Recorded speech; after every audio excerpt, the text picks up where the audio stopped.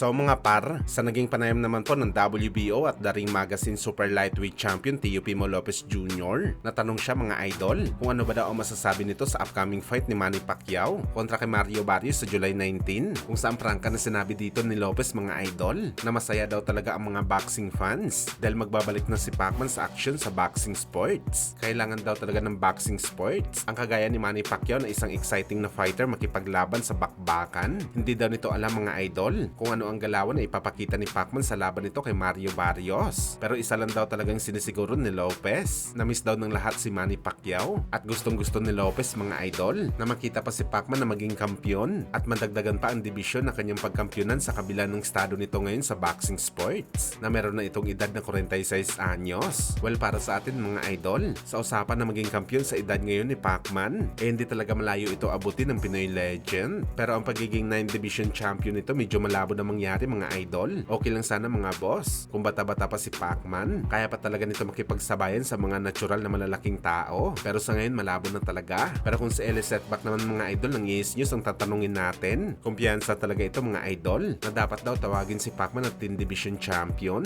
dahil nag-skip daw ito ng junior bantamweight at bantamweight division para kay Ellie mga boss. Kung lumaban lang daw si Pacman sa 115 at 118 pounds, sigurado maging kampiyon ito. Dinumin na nga daw ni Pacman ng super bantamweight ang timbang pa kaya na 118 at 115 pounds. Well, kung nangyari talaga mga idol, natunay na naging 10 division champion si Pacman, matagal na tapos ang usapang greatest of all time sa boxing sports. Matik talaga mga boss na mapapasakamay na ni Boss Manny ang titulo ng pagiging GOAT. Mantakin nyo kasi mga idol, 10 division champion ito. Halos ilang injury at bugbog ang inaabot ng isang boxer para lamang maging kampiyon sa isang division. Sa 10 division champion pa kaya?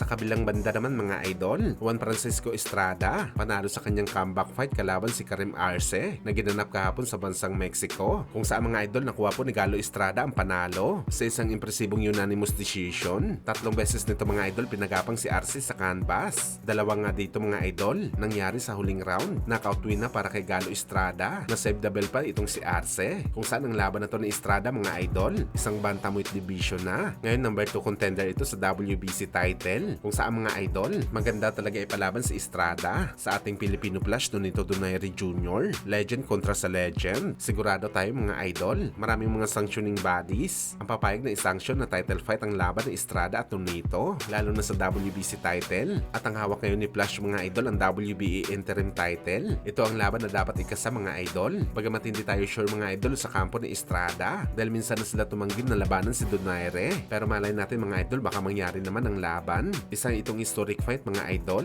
na mangyayari sa pagitan sa bansang Mexico at Pilipinas. Kaya abangan natin to mga boss.